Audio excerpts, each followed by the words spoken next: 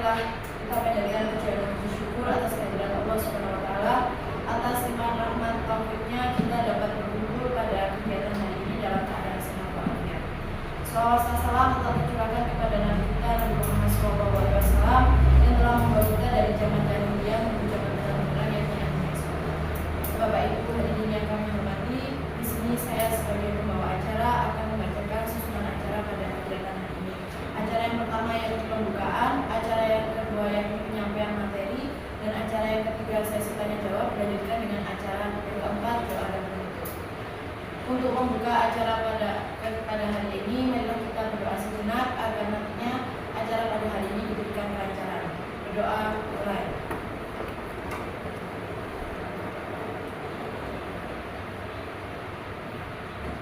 Berdoa selesai.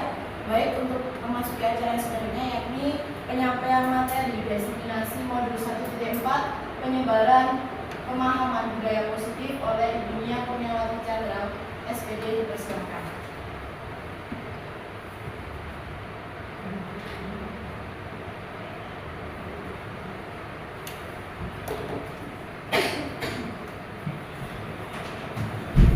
Assalamualaikum warahmatullahi wabarakatuh.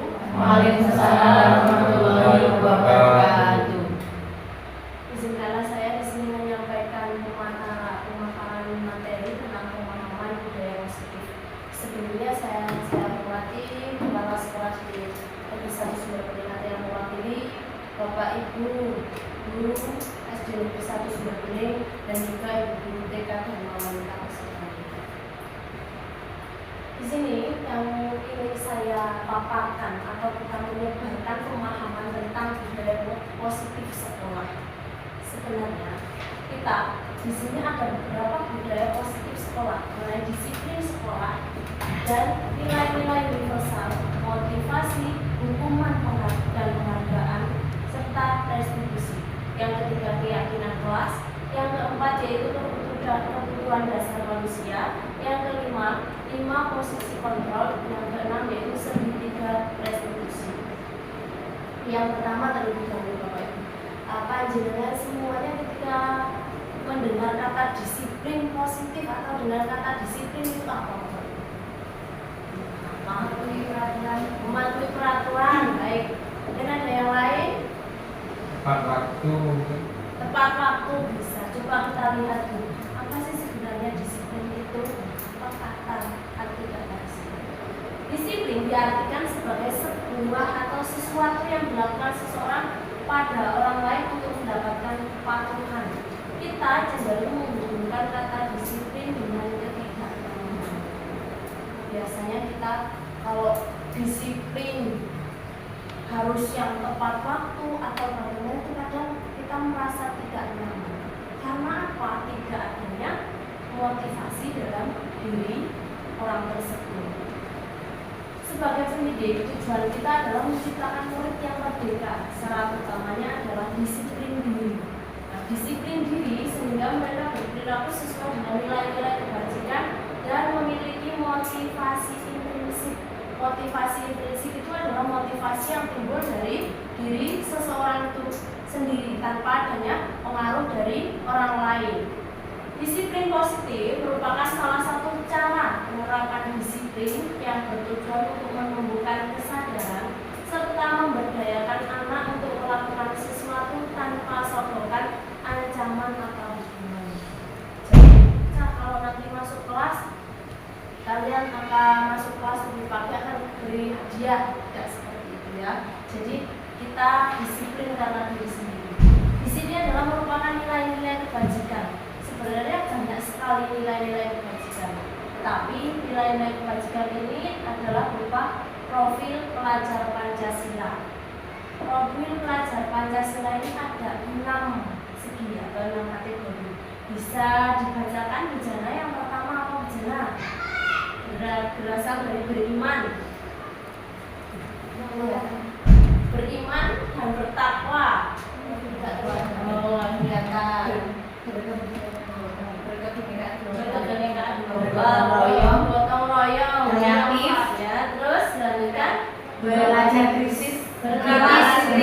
kritis, kemudian ada mandiri. ada yang lain, itu mulai dari kepedulian, kerajinan, integritas, juga rasa hormat. Baik, bisa dilanjutkan. Dari semua nilai-nilai kebajikan itu timbulnya adalah motivasi perilaku manusia. Jadi timbul motivasi diri sendiri.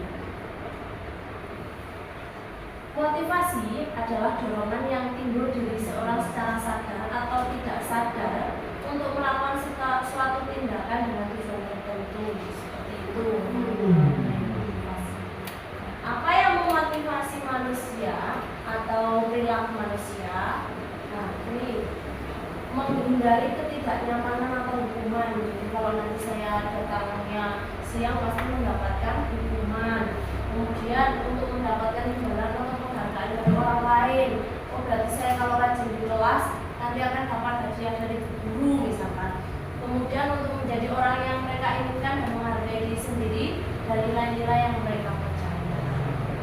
Selanjutnya, konsep disiplin dengan identitas gagal. Hukuman dan penghargaan itu sebenarnya tidak efektif, Bapak. Hukuman itu akan membuat diri siswa merasa menyakitkan, tidak nyaman, murid takut, memaksa, murid menyembunyikan kesalahan, murid menjadi rendah diri, jadi menjadi seseorang yang tidak percaya diri. Kemudian untuk penghargaan tidak efektif, merusak hubungan, mematikan kreativitas, mendukung dengan sistem ranking, merampas hak menghargai diri. Jadi sebenarnya sistem ranking di sekolah itu kalau menurut dari pemahaman saya yang saya dapatkan tidak diperkenankan atau bisa jadi boleh ditiadakan karena akan menimbulkan dampak yang kurang baik untuk siswa. Dari sini konsep disiplin dengan identitas sukses. Konsekuensi itu biasanya penguatan jangka pendek, perlu monitoring berkelanjutan, stimulus respon, murid mematuhi peraturan, kehilangan waktu untuk memenuhi kesalahan. Kalau restitusi, murid bertanggung jawab untuk perilakunya, fokus pada pemecahan masalah jangka panjang, murid menghormati dirinya dan orang lain, teori kontrol, dirinya memegang kontrol, murid bersemangat memperbaiki kesalahan. Jadi apabila penerapan restitusi ini kita tidak mencari sebuah kesalahan dari siswa, tetapi kita mengembalikan identitas siswa, menjadikan siswa yang memiliki identitas sukses. Gitu. Nah, ini kita menginjak pada materi restitusi. Pernahkah Bapak Ibu mengetahui atau dengar restitusi? Restitusi yaitu konteks hukum. Konteks hukum. Tetapi di sini banyak teman-teman yang sudah membahas mengenai restitusi. Nah, inilah arti kata restitusi. Bisa minta tolong dibacakan Bu Hani? Proses menciptakan kondisi bagi murid untuk memperbaiki kesalahan mereka sehingga mereka bisa kembali pada kelompok mereka dengan karakter yang lebih kuat. Terima kasih Bu Hani, sepertinya dalam materi ini Bu Hani sudah sangat memahami karena juga dari teman kita yang sudah mengikuti pendidikan sebelumnya. Ini adalah restitusi.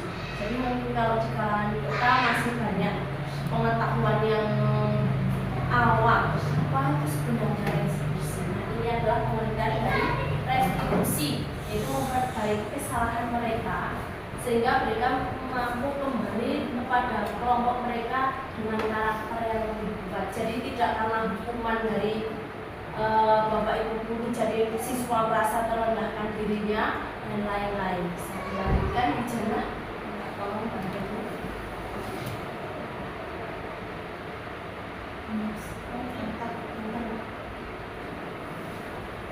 Ciri-ciri restitusi. Jadi bukan menebus kesalahan. Di sini memperbaiki hubungan, tawaran bukan paksaan, menuntun untuk melihat ke dalam diri, mencari kebutuhan dasar yang mendasari tindakan, fokus pada karakter bukan tindakan, menguatkan dan fokus pada solusi. Jadi di sini anak itu tidak merasa terpaksa. Jadi kita melakukan proses penyetabilan atau pencarian pemecahan solusi bersama bersama anak-anak. Selanjutnya, Bu. Apa yang membedakan restitusi dengan hukuman dan konsekuensi? Apa sebenarnya yang membedakan? Kalau hukuman, guru menghukum berdiri di depan kelas atau menulis di buku tulis berjanji tidak akan datang terlambat lagi. Guru marah dan murid menjadi takut dan benci. Jadi kadang siswa kita kalau nggak mengerjakan tugas atau terlambat masuk kelas, ada yang memberikan mungkin salah satu guru yaitu memberikan contoh menulis di buku sebanyak 5 lembar. Nah, itu termasuk hukuman. Seperti juga misalkan tidak memakai sepatu berwarna hitam kemudian keliling lapangan, itu termasuk hukuman. Kalau konsekuensi, guru memberikan konsekuensi untuk mengerjakan tugas tambahan karena terlambat. Guru tegas dan siswa menghormati peraturan. Di sini yang dikatakan dengan konsekuensi, jadi bukan tidak lagi penghukuman, tetapi tentang apakah konsekuensi yang harus dilakukan setelah melakukan kesalahan. Restitusi, di sini kalau restitusi guru menanyakan keyakinan kelas atau nilai kebajikan dari diri dan membantu siswa menyelesaikan masalahnya. Jadi di proses nanti ada proses tahapan restitusi. Guru terbuka dan siswa menghormati dirinya dan orang lain. Nah, tadi di situ ada katakan bahwa ada peraturan kelas. Bapak Ibu perlu kita ketahui. Dulu memang dikatakan dengan peraturan kelas, tapi seiringnya berjalannya waktu dengan proses pendidikan sekarang ini berubah menjadi yang namanya keyakinan kelas. Keyakinan kelas ini lahir dari peraturan kelas yang diambil nilai-nilai kebajikan kemudian berubah menjadi kalimat positif sehingga timbulnya yang namanya keyakinan kelas. Nah ini yang ditanyakan tadi, mengapa bukan peraturan kelas tapi keyakinan kelas, seperti itu gambarannya. Ya. Peraturan ini berasal dari guru. Murid diharuskan mengikuti, biasanya bersifat larangan. Kalau keyakinan kelas berasal dari kesepakatan guru dan murid. Murid diberi kesempatan untuk berpendapat berupa kalimat positif. Jadi contohnya, dilarang datang terlambat, itu dinamakan dengan peraturan. Tetapi kalau dirubah menjadi keyakinan, biasanya berupa kalimat positifnya, hadir tepat waktu. Jadi kalimatnya dirubah seperti itu. Bentuk-bentuk keyakinan kelas. Nah, lebih bersifat abstrak daripada peraturan. Hendaknya tidak terlalu banyak agar mudah diingat siswa. Semua warga kelas hendaknya ikut andil dalam diskusi penyusunan kesepakatan kelas. Senantiasa dibuat dalam bentuk kalimat positif, diterapkan di lingkungan kelas, kemudian ditinjau secara berkala dari waktu ke waktu. Jadi ketika anak melakukan sebuah kesalahan, semuanya itu sudah tertuang dalam keyakinan kelas. Apakah keyakinan kelas yang dilanggar oleh siswa tersebut? Dan dilanjutkan tadi mengenai penjelasan tadi, kita beralih lagi dengan pemahaman dahulu tentang kebutuhan dasar manusia. Apa sih Bapak Ibu yang kita butuhkan sebagai manusia ini biasanya? Biasanya 3 kalau kita ingat. Sandang, papan, biasanya ingat.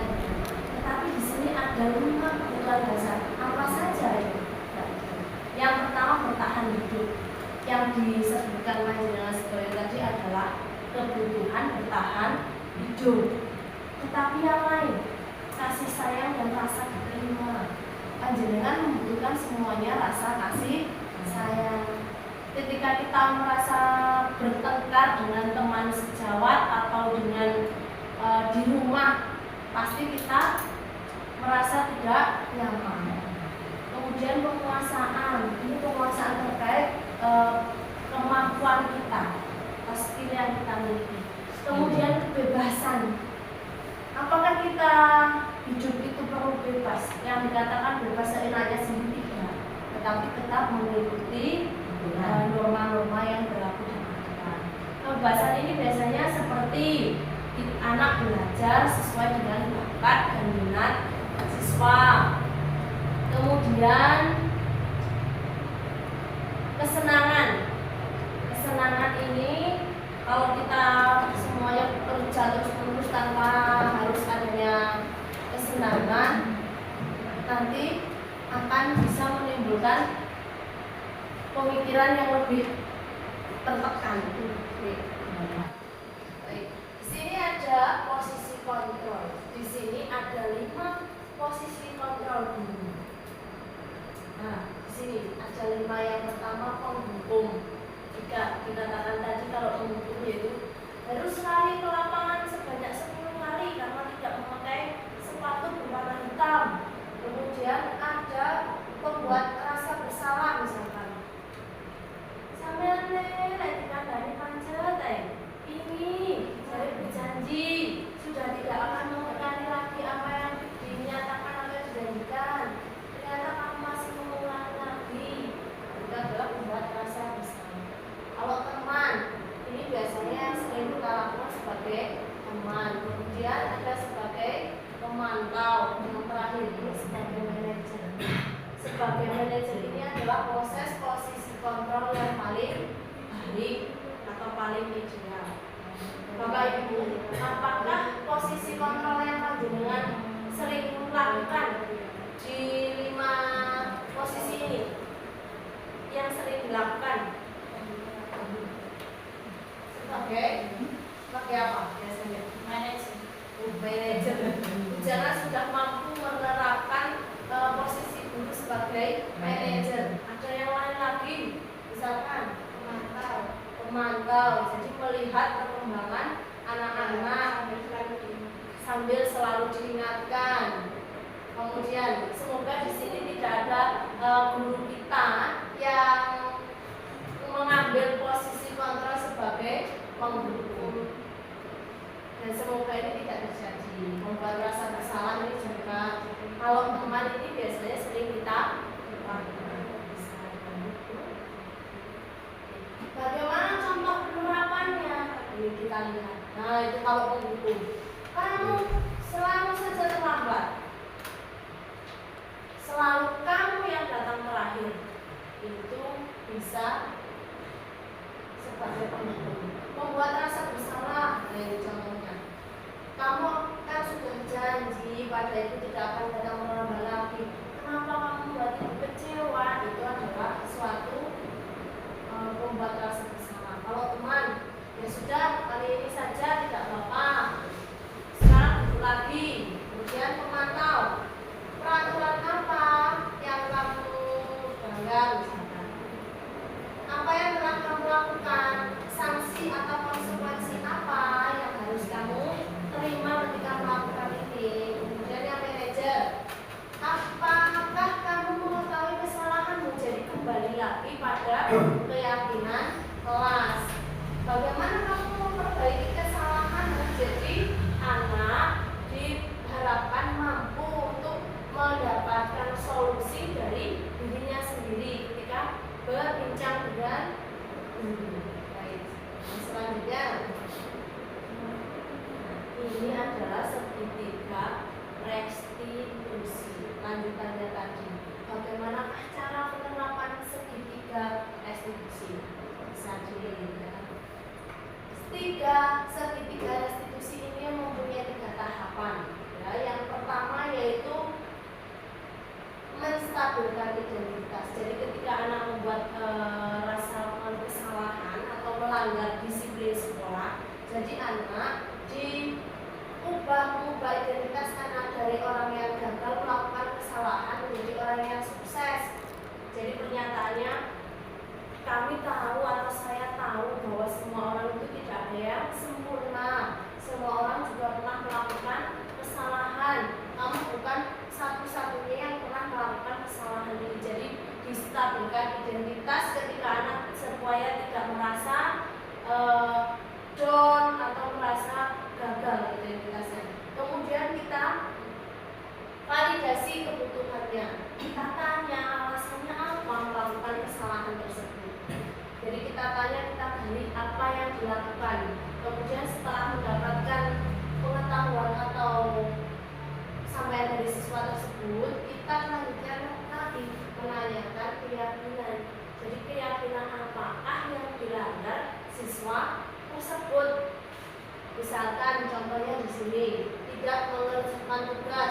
Jadi ditanya-tanya, kenapa kamu tidak mengerjakan tugas? Misalnya, dijawab siswa, lupa Bu atau ngantuk. Jadi ya semuanya pernah melakukan kesalahan, tapi di sini kita melakukannya semuanya punya alasan. Kemudian menanyakan keyakinan kelas, apakah yang kamu langgar? Di sini kembali ke menanyakan keyakinan kelas tadi. Bisa dilanjutkan. Standar pendidikan nasional dalam penerapan program disiplin positif, hendaknya guru memiliki standar kepribadian, profesional dan sosial yang baik, di mana guru mampu merefleksi pada posisi kontrol saat ini, bagaimana perjalanan dirinya sebagai among atau posisi manajer, dan yang menentukan murid-murid menjadi insan dan mandiri, merdeka, bertanggung jawab. Jadi siswa yang merdeka itu mereka mampu mengatur dirinya tanpa harus dari paksaan orang lain, juga bertanggung jawab akan dirinya, bisa merdeka dengan dirinya, juga mampu menerapkan dengan lingkungannya.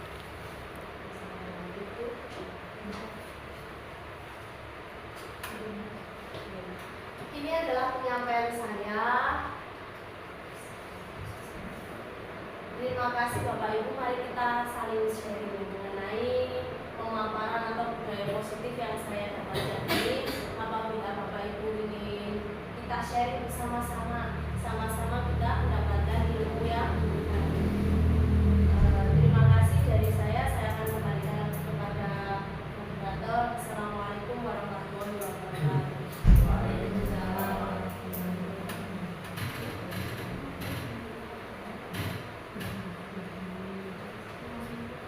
Baik, terima kasih kepada ibunya yang sudah menyampaikan pemaparan materi diseminasi modul 1.4. Kepada Bapak Ibu hadirin, saya buka untuk sesi tanya jawab. Monggo bagi yang ingin bertanya mengenai pemaparan materi yang sudah disampaikan oleh ibunya Kurniawati Chandra tadi, mungkin ada yang kurang jelas atau yang kurang dipahami, monggo bisa silakan ditanyakan.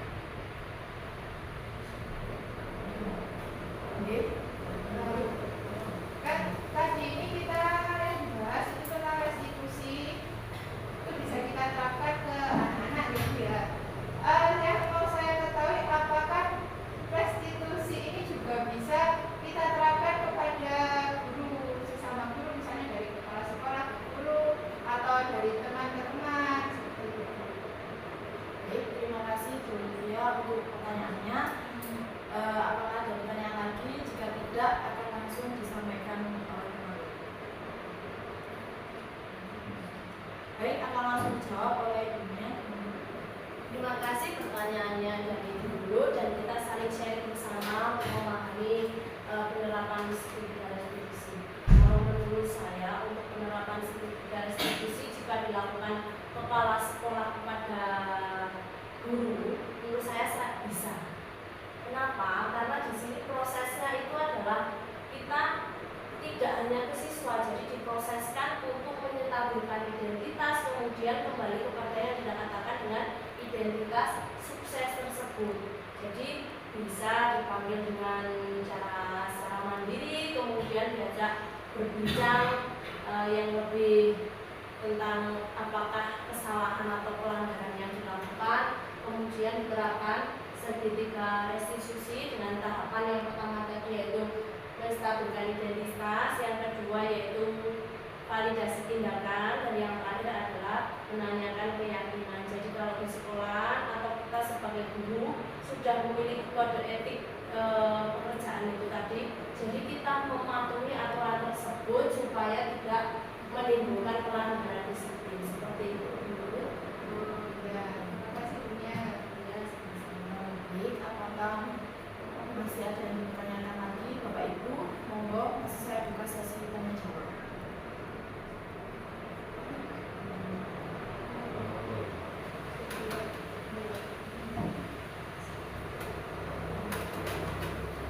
Sekarang demikian, monggo. Terima kasih.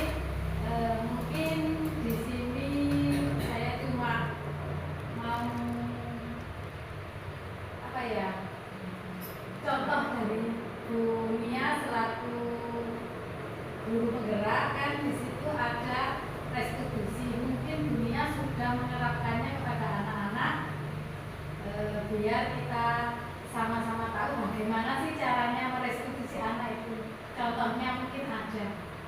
Terima kasih kepada Bu Fitria. Terima kasih Bu Anik di sini sudah mengingatkan saya tentang penerapan segitiga restitusi. Saya tampilkan ya.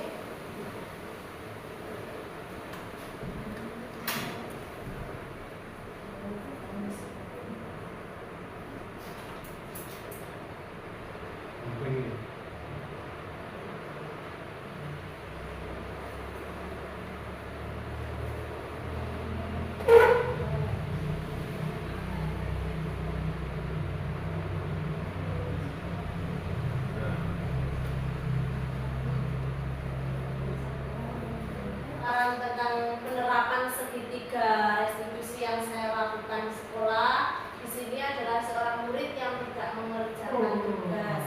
Bisa saling dilihat, kemudian kita saling memahami. Waalaikumsalam. Silakan masuk, Anissa.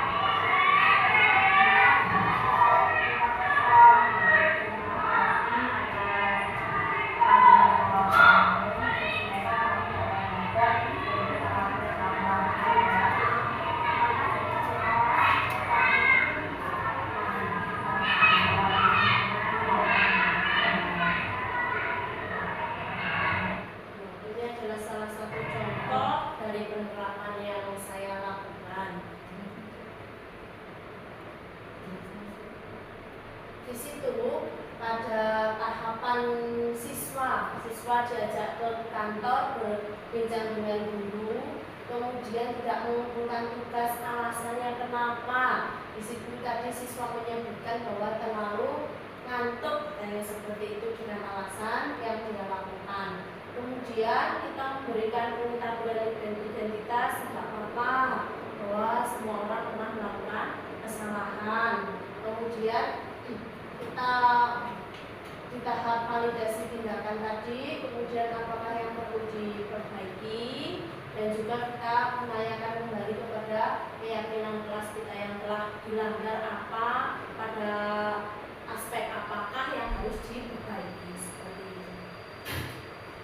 Terima kasih, ini adalah suatu gambaran saja.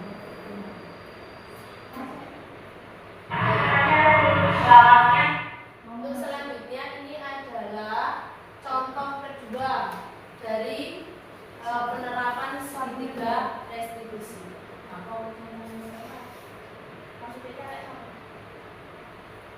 Di sini yang dilakukan siswa yang saya amati adalah tidak melakukan atau tidak mengerjakan piket kelas. Bisa di Selamatnya saya silakan masuk ke dalam.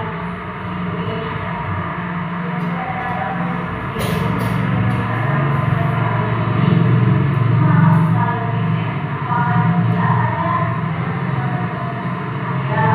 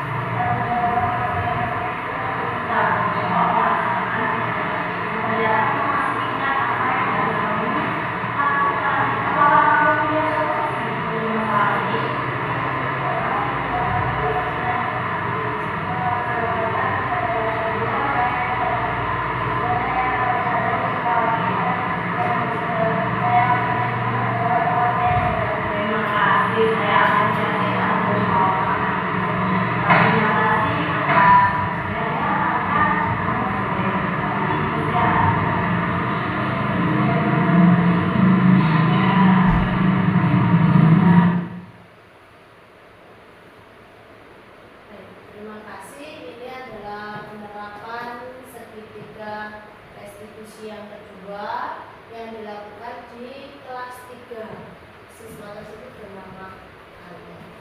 Bapak Ibu, ini saya akan memberikan pemaparan atau gambaran sedikit tentang posisi kontrol guru. Jadi seperti apakah bahasa yang digunakan guru?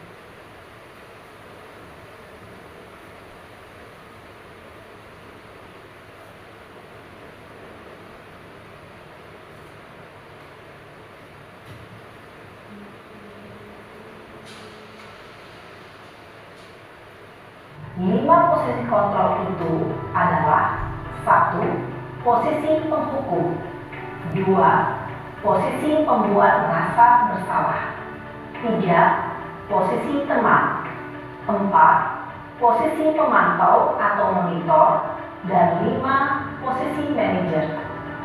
Untuk lebih memahami kelima posisi tersebut, mari kita saksikan kasus Naren yang terlambat hadir 20 menit di sekolah dan melihat bagaimana kelima posisi kontrol dalam menghadapi masalah tersebut.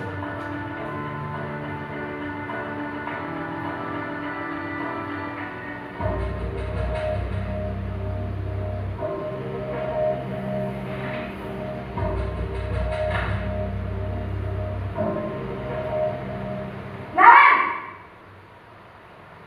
Sini kamu! Selamat pagi, Bu. Selalu terlambat. Kamu deh, pasti terlambat. Maaf, Bu. Saya Apa? Apa coba? Alasan kamu apa lagi? Kapan sih kamu tidak terlambat? Malas sekali ya kamu jadi anak. saya Dasar pemalas. Gak kapok-kapok sih kamu. Sudah berapa kali terlambat?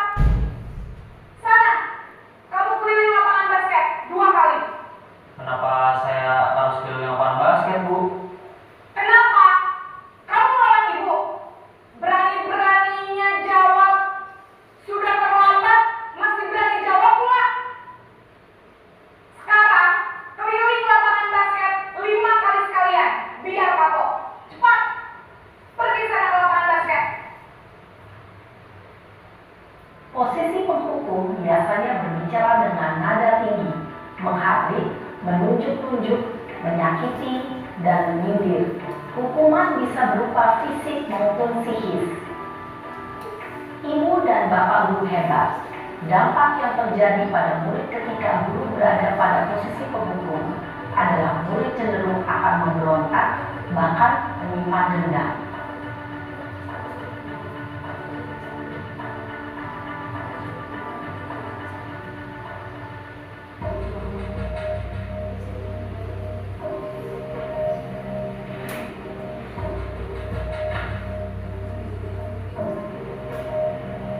Naren!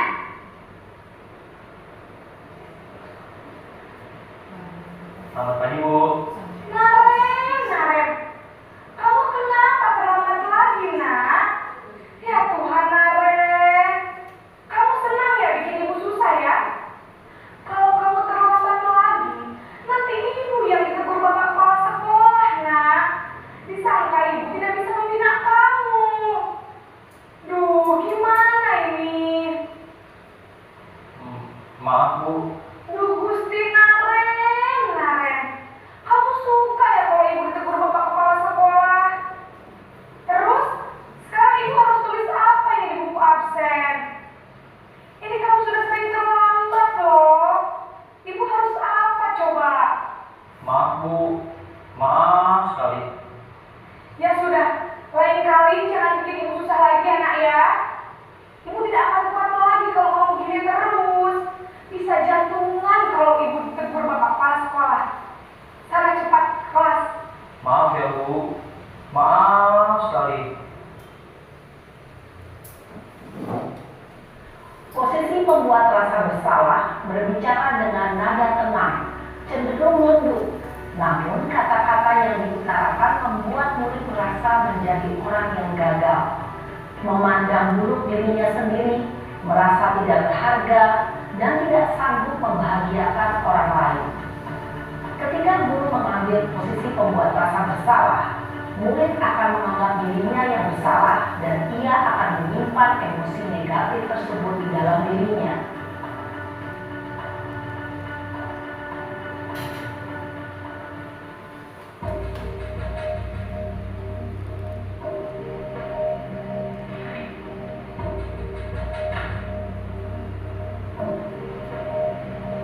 Naren,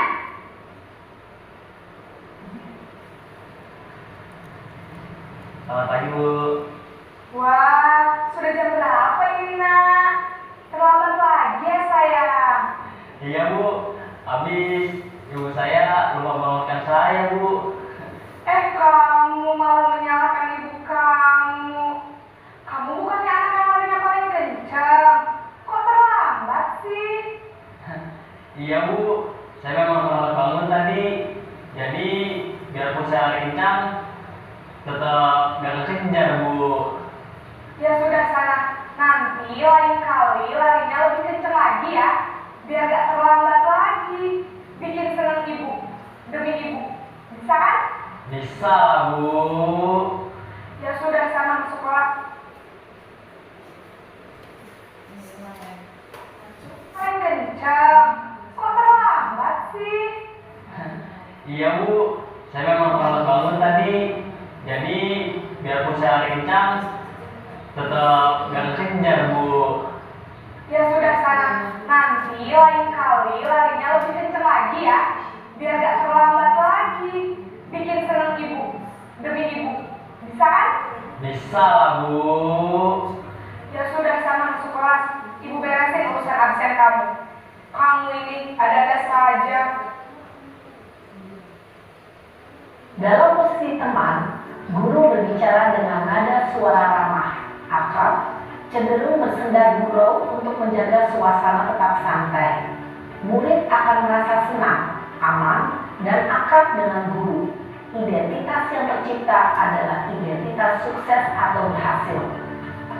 Namun, perlu diingat, karena ini masih dorongan eksternal, maka ada faktor ketergantungan dari murid kepada orang tertentu. Di sini, guru absennya, sehingga di lain waktu, murid bisa berperilaku baik, namun hanya kepada orang-orang tertentu saja.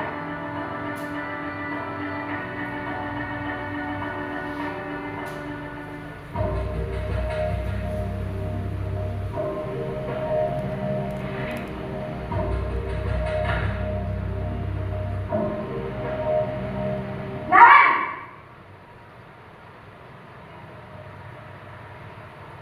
Selamat pagi, Bu. Naren, apa peraturan sekolah kita tentang jam berapa kita harus masuk sekolah, nak? Kita harus di sekolah jam 7, Bu. Iya betul, sekarang sudah jam 7.20. Naren sudah tahu konsekuensinya jika terlambat hadir. Paham, Bu.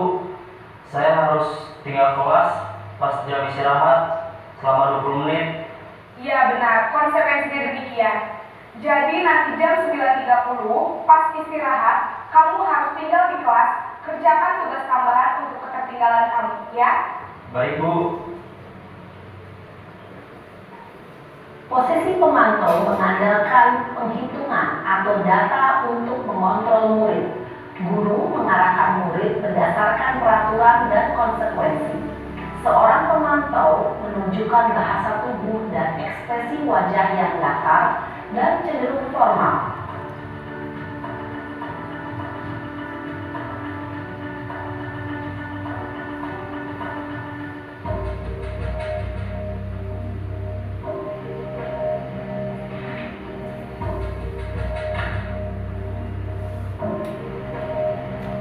Naren!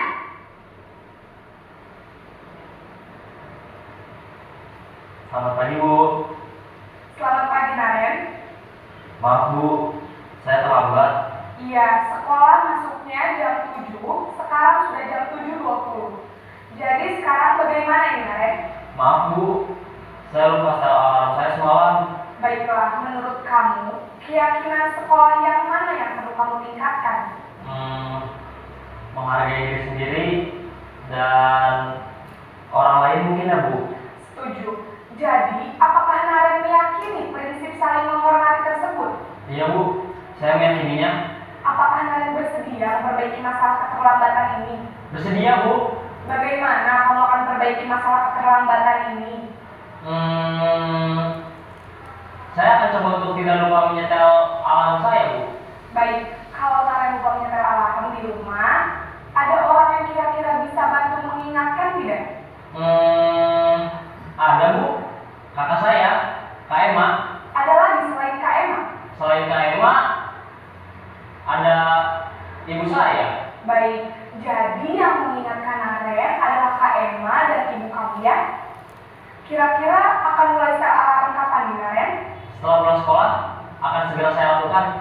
Baik, jadi Naren akan setel alarm untuk bangun besok pagi dan akan diingatkan oleh kakak dan ibunda Naren ya. Ada lagi yang mungkin perlu dilakukan Naren agar tidak terlambat bangun lagi? Tidak ada, Bu. Baik Naren, terima kasih untuk kerjasama kamu. Sekarang kamu perlu kembali ke kelas untuk belajar. Baik, Bu. Terima kasih. Posisi manajer adalah posisi kontrol yang disarankan untuk membimbing murid memiliki sikap disiplin yang positif, yaitu murid yang mandiri, bertanggung jawab, dan dapat memecahkan masalah. Tujuan dari posisi ini adalah agar murid dapat berefleksi atas tindakannya. Guru akan dengan tulus memberikan pertanyaan-pertanyaan bermakna, sehingga membuat murid dapat belajar dari kesalahannya dan mencari sebuah solusi untuk menyelesaikannya. Ibu dan Bapak guru hebat, setelah mengamati adegan kelima posisi kontrol tadi, kira-kira posisi mana yang paling ideal? Posisi mana yang dapat menunjang motivasi intrinsik murid? Ya, tentu posisi manajer. Posisi ini memang posisi ideal yang ingin dituju setiap pendidik. Pada posisi inilah, guru dapat menerapkan disiplin positif yang berpihak pada murid, yang memerdekakan murid. Perjalanan seorang pendidik tentunya tidak mudah untuk sampai pada posisi seorang manajer.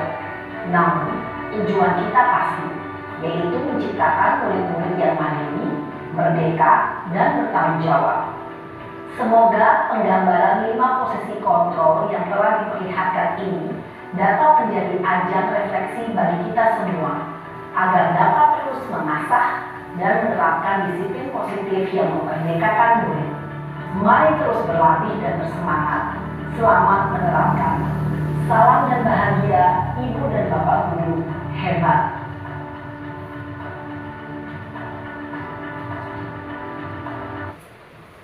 Demikianlah Bapak Ibu guru hebat yang saya sampaikan mengenai budaya positif di sekolah, dan semoga apa yang kita pelajari hari ini dapat bermanfaat bagi kita semuanya. Sekian dari saya. Assalamualaikum warahmatullahi wabarakatuh. Waalaikumsalam warahmatullahi wabarakatuh. Saya kembalikan ke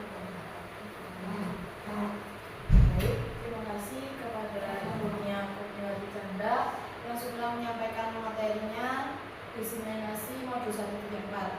Baik Bapak Ibu, kelas samaran kita pada puncak acara, saya sebagai pembawa acara mohon maaf apabila ada salah kata baik yang disengaja maupun tidak. Sekian dari saya. Wassalamualaikum warahmatullahi wabarakatuh. Waalaikumsalam warahmatullahi wabarakatuh.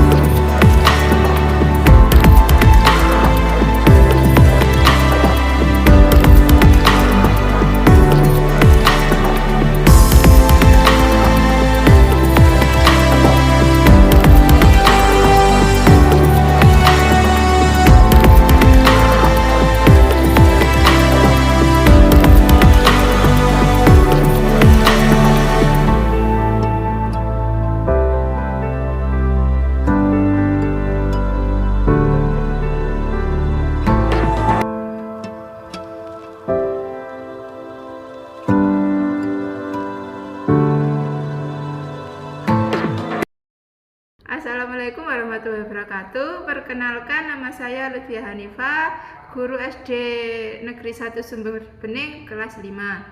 Di sini saya akan memberi testimoni tentang pemaparan Bunia tentang budaya positif. Sebelumnya saya ucapkan terima kasih kepada Bunia yang telah memberikan paparan materi tentang budaya positif di sekolah. Setelah saya mendapatkan materi dari Bunia kemarin, menurut saya manfaatnya sangat banyak sekali untuk mengetahui dan mencoba memahami materi baru. Mengenai disiplin positif dan nilai-nilai kebajikan, teori motivasi hukuman, penghargaan dan restitusi, keyakinan kelas, kebutuhan dasar manusia, 5 posisi kontrol, dan segitiga restitusi. Materi-materi yang diberikan Bunia kemarin saya akan berusaha untuk menerapkan materi-materi kemarin, terutama pada materi segitiga restitusi, yaitu ketika ada siswa yang melakukan pelanggaran disiplin sekolah. Selain itu, saya akan berusaha membuat keyakinan kelas di kelas saya bersama dengan murid-murid saya. Terima kasih.